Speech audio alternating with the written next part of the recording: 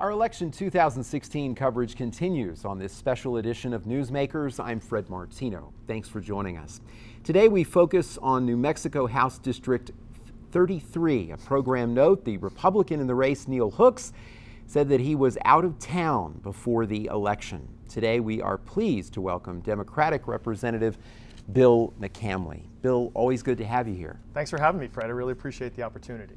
Good to have you with us. So, as I mentioned to you before the taping, all of these questions were submitted to us by the public. We engaged our viewers and listeners, and the League of Women Voters also engaged folks to send in questions to us for these various programs that we've been doing. And they really are, there's a lot of really great questions. The first couple are very controversial topics you're very familiar with. I'm sure. And so we're going to start with one where you actually have been involved in proposing legislation, getting involved in this issue. Do you support allowing voters to decide on the legal sale of recreational marijuana in New Mexico? Yes or no, and why? Well, yes, and I think we should have social allowance use of cannabis. And there are many reasons for this. And the first starts with alcohol. We made alcohol illegal back in the 1920s. Everybody studied prohibition in high school, and it was a failure. Two of the biggest failures are the murder rate doubled during prohibition and went back down again once we got rid of it. And there were actually more people drinking at the end of prohibition than when it started. And you're seeing some of the same issues with cannabis come before us today. So we spend $33 million a year as a state when you combine courts, police, and prisons, just enforcing marijuana laws. And that's $33 million that could be going towards more serious crimes like rape and murder. And of course, that doesn't even get into the money lost in terms of those individuals who then are out of the labor force. They're not paying income tax.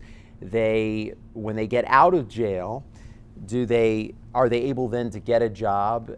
Probably very difficult.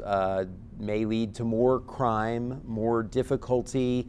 This is a very interesting issue, isn't it? Because it's not simple. There's so many tentacles that occur when you have a policy like this. Well, criminal justice reform nationwide is something that Democrats and Republicans are actually working together on around the country, and we can talk about that a little later if you want. Mm-hmm. But in terms of cannabis specifically, not only do you have that problem, but there's hundreds of millions of dollars that is going down to Mexican drug cartels. So if we regulate and tax cannabis like alcohol, what are we saying? We're saying we're going to allow police, courts, cops to enforce real serious crimes. We're going to probably put between $60 or $70 million a year into the state coffers, the majority of which, according to the bill that I am sponsoring, will go to education and police. And we're going to say to people that are doing this illegally now, hey, look, we can make this a legitimate business, and that money will come back into businesses and therefore back into the economy in a real way. And just one last thing, here in southern New Mexico, the benefits of this will probably be more than other places in the state because Texas isn't going to do this for a while. So if we do this before Texas does, the chance of drawing people who want to use cannabis legally from El Paso and other areas of Texas will help really inject some money into the economy down here. So there's so many reasons that this is a very good idea. And yes, I completely support it, and I'm actually sponsoring the bill to allow it to happen. So a couple more questions on this. The first one, the objection that if we make recreational use of marijuana legal, that there's a chance that more folks might be using marijuana, i.e. being high, driving. So issues that we see with alcohol. Mm-hmm. Alcohol is legal, and yes, people sometimes, unfortunately, make the mistake of drinking and driving. What do you say to folks when they bring up those kind of objections to it? Well, I say, look at Colorado. Mm-hmm. And they've had this program now for 6 years, and you've actually seen that the same or actually slightly less people are using marijuana now, especially at the teenage level. There's less teenagers in Colorado that are using marijuana now than when the program started a few years ago. Furthermore, we actually have 30,000 people in the state of New Mexico right now that are using cannabis in our medical marijuana program. So if you have PTSD, if you have cancer, you can get a card that allows you to use cannabis for pain, to help with appetite, all those sorts of things. And we really haven't seen any problems in terms of driving because of that. So I think if you look at the data, I understand the concern, but if you look at the data from both other states and our state, you're going to see that, first of all, it's illegal to use cannabis and drive now. And you're really going to see that the problems don't increase when we look at the data from other places. Okay. Another question. So as a legislator, you're keyed into chances for legislation. You talk to other legislators, you talk about this issue because it's in the news a lot. Sure. It has wide public support. I mean, the last poll in New Mexico, 61%. This was published recently in the 68% when you show that the money's going to go to education and police. Yeah, so even more depending on how you phrase the poll. Right. But 61%, and it's popular nationally. The most recent credible national poll, 60% nationally support the use of or making recreational marijuana legal. But let's get the reality check. Will this, in your view, in the session, will this pass? It depends on whether the Democrats take back the majority in the House of Representatives. Okay. And the reason right now is Don Tripp, who is the Speaker of the House, he's a Republican, he's the leader of the House Republicans. And remember, Republicans now control a majority of members in the New Mexico House. And he has been flat against this. When I introduced the bill 2 years ago, it got assigned to 5 committees, which for anybody that knows the legislature know that's a death sentence right away. He's assigning it to committees where he knows that the people do not support it. And I brought it up once in the earlier part of this year and in the special session, then we were talking about our budget deficit. As many of your viewers know, we have a $500 to $700 million budget deficit depending on who you ask. And recreational cannabis could bring in $60 to $70 million into the state coffer. And I put that as a possible, not a complete solution, but as part of our toolbox to help. It wasn't even considered. So now, if Democrats take back control, it's obviously not guaranteed to pass, but it will get a fair hearing. And what would be passing? This would be putting it before voters? No, this would be an actual bill. An actual bill where the legislature would approve it. Yeah, there's 2 strategies that have been used for this. The first is my strategy, which is a bill. It's 135 pages, but it actually would become a law through the legislature. The other strategy was through the Senate, where they're looking at a constitutional amendment. That would go before the voters. Now, there are some folks in the Senate who said, I am more likely to vote for a bill rather than a constitutional amendment because they really want things in the Constitution to be kind of critical life or death issues, and they didn't view it this way. So we're trying it both ways, but this is something that needs to happen and that people are obviously supporting. Let's play the theories. If you're, let's say your bill passes. If it's vetoed, what do you need to do to override the veto? Well, we would need a 2/3 vote of the House and the Senate. Yeah, that's what a veto is. I mention this because, just to illustrate for people, the bar is very high to be realistic. But other states are doing this. In fact, there are 5 states right now that have social cannabis use on the ballot. So California, Nevada, Arizona, Vermont, and Massachusetts. And it looks like it's got a good chance of passing in all 5 states. So when that happens, and it probably will, combined with the states, Colorado, Washington, Oregon, and Alaska that have it right now, you're going to have about 20% of the people in the United States allowed to use this substance legally. And you're seeing all of these benefits. So this is going to happen sooner or later. My argument is let's get this done, let's realize those economic benefits, and let's stop putting people in jail for doing something that's not that bad. Yeah. Well, no doubt about this. Regardless of what happens in January, we'll be talking about this again. I'm for sure. So another issue we may be talking about again, and I know you're passionate about this next issue as well because you've written about it in columns. Do you support physician assistance in dying, yes or no, and why? I absolutely do. My father went through about a 4-year process where he had a degenerative nerve disease. And in New Mexico, he's allowed to sign what is called an advance directive, saying that when I get to the time of my passing, I do not want to be kept alive artificially. And because he was able to do that when he was first diagnosed, and because we had these discussions as a family about how the process was going to go and about how he got to make the decision on the process when he was going to die, it was very difficult, but it was as good as it was going to get. And when you hear stories like that young lady, Brittany Maynard, who was in the news a couple of years ago in California, she was 28 or 29 years old, had brain cancer, and had to move to Oregon to be able to determine her own end-of-life decision. It really makes you wonder why we can't do this.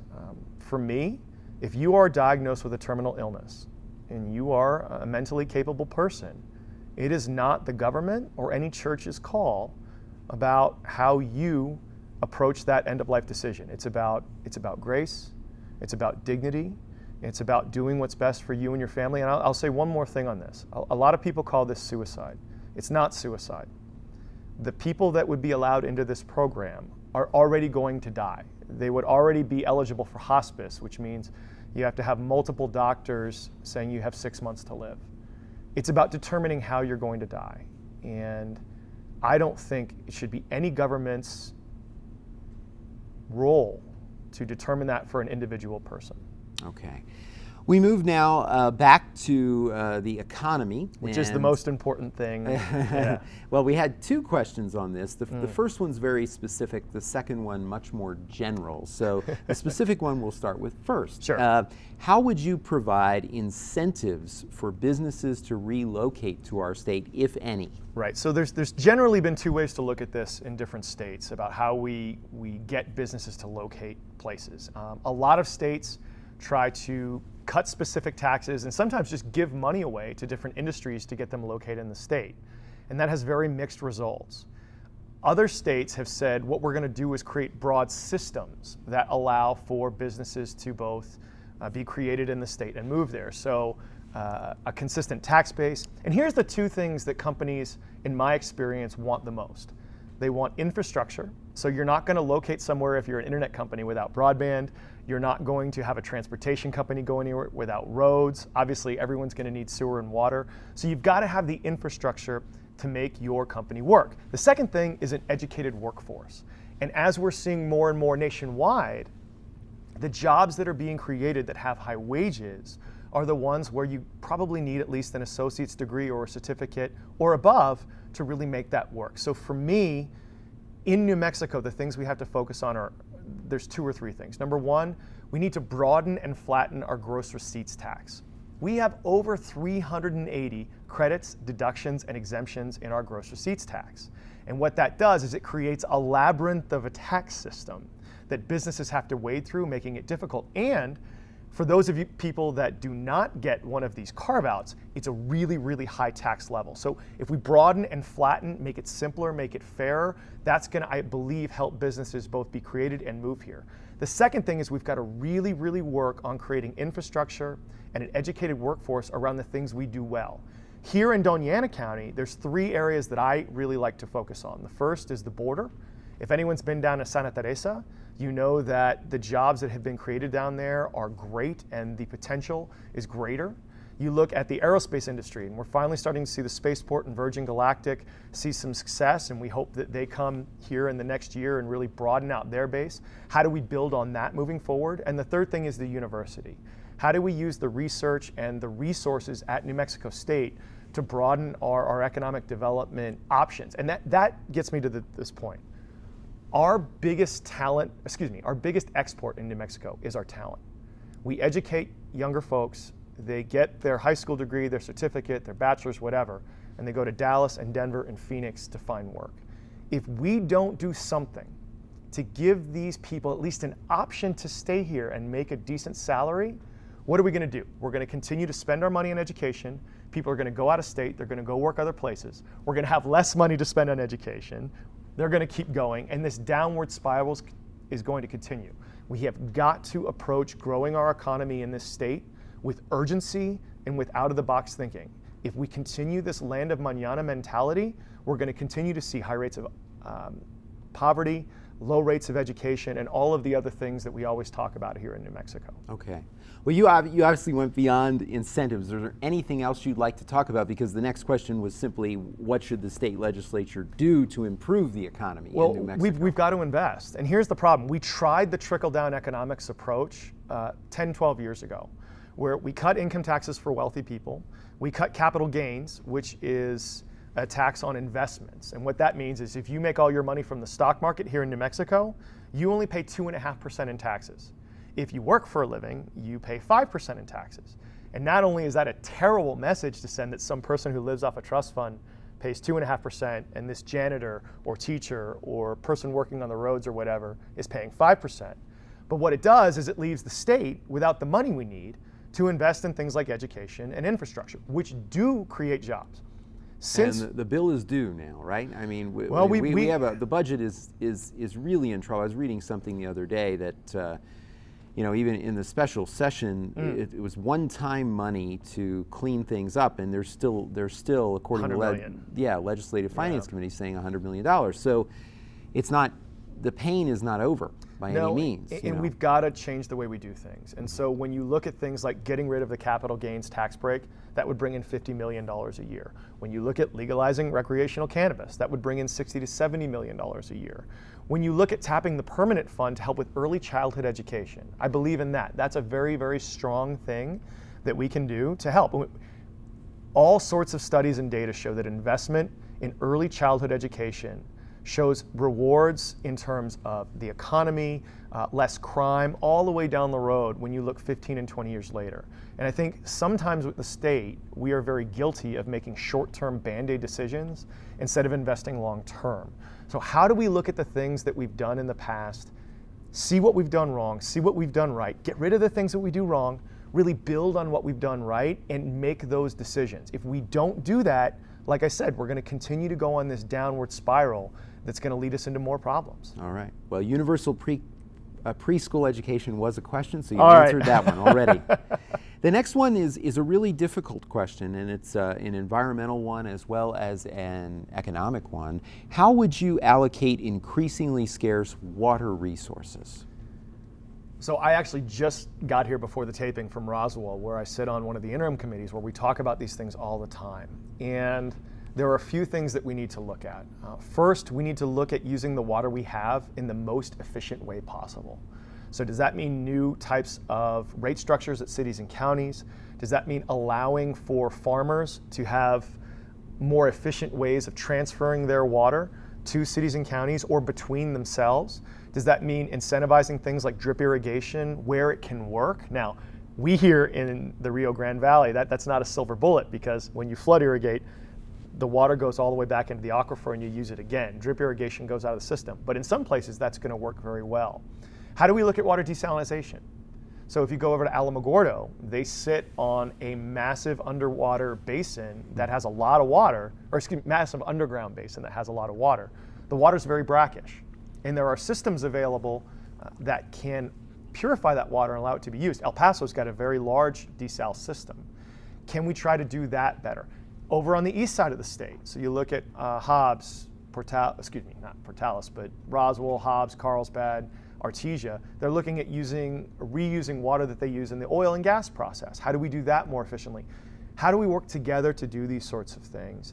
And then how do we produce more water for things like desalination? I think the main issue here, though, is that we can't just plan more, we've got to do more.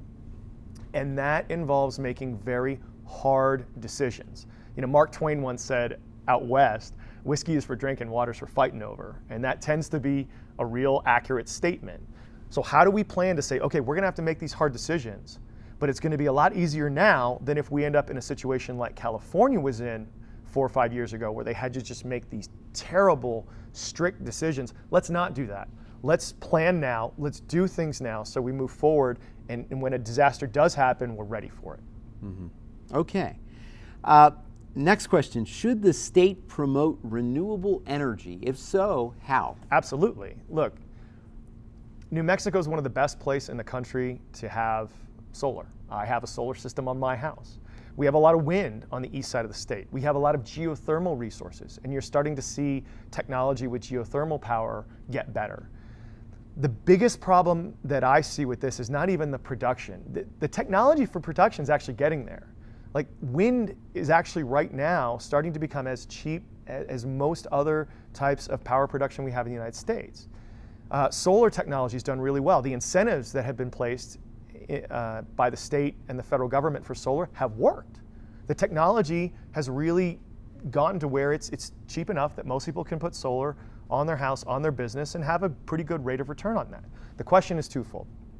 Number one, how do you get power from where it is being produced to where it isn't being produced? And on a large scale, if we want to do large scale wind, large scale solar, and get it to places like Arizona or Colorado, the transmission isn't there.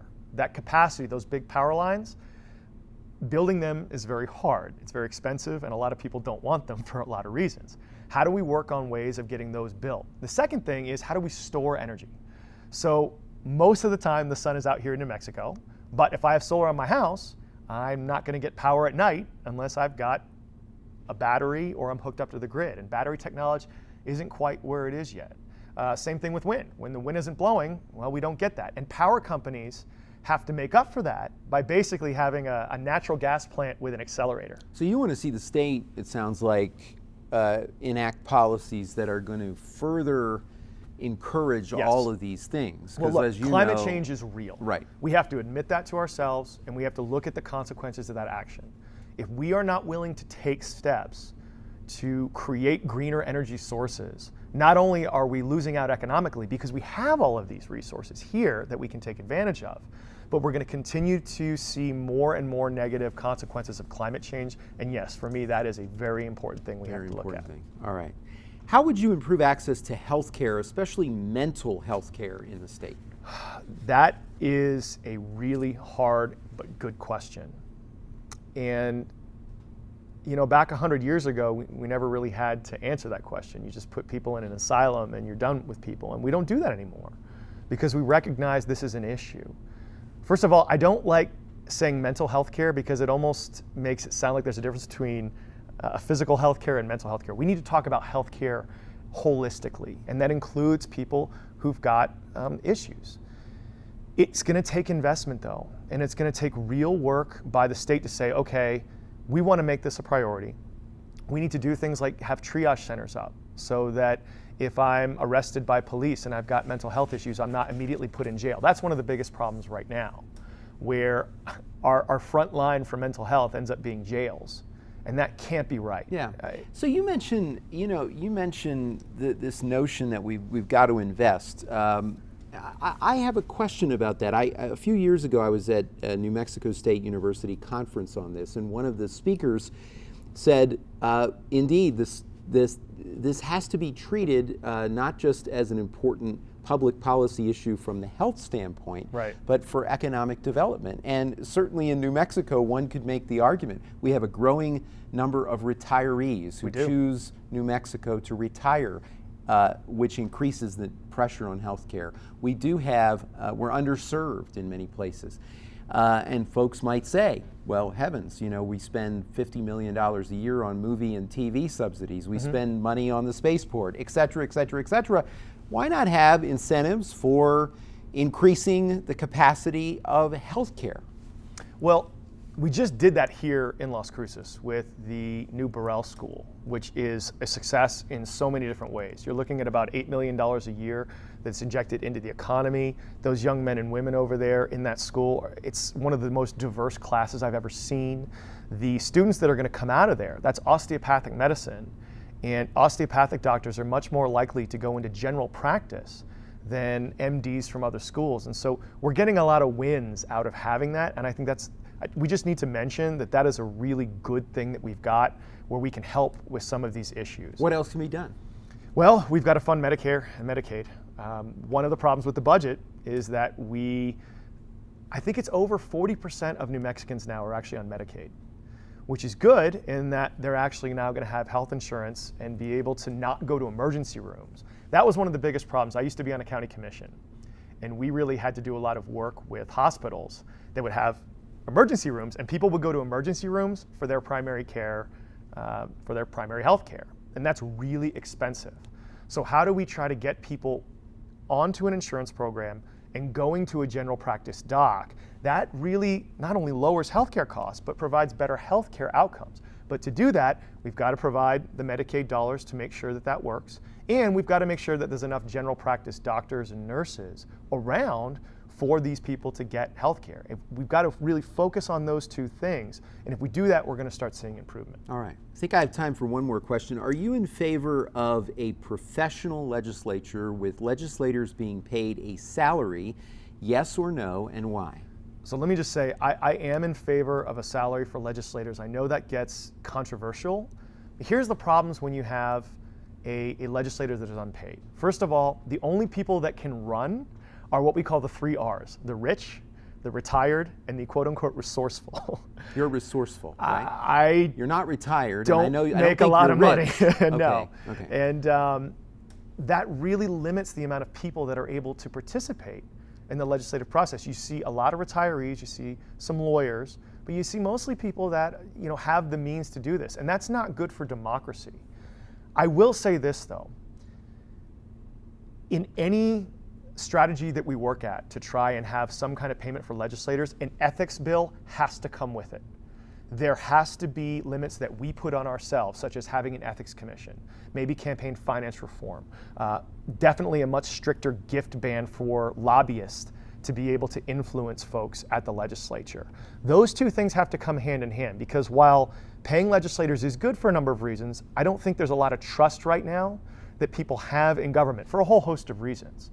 But if we do a very good job in enacting a strict and thorough series of ethics laws to go hand in hand with that, I think that's the best possible scenario moving forward for good government.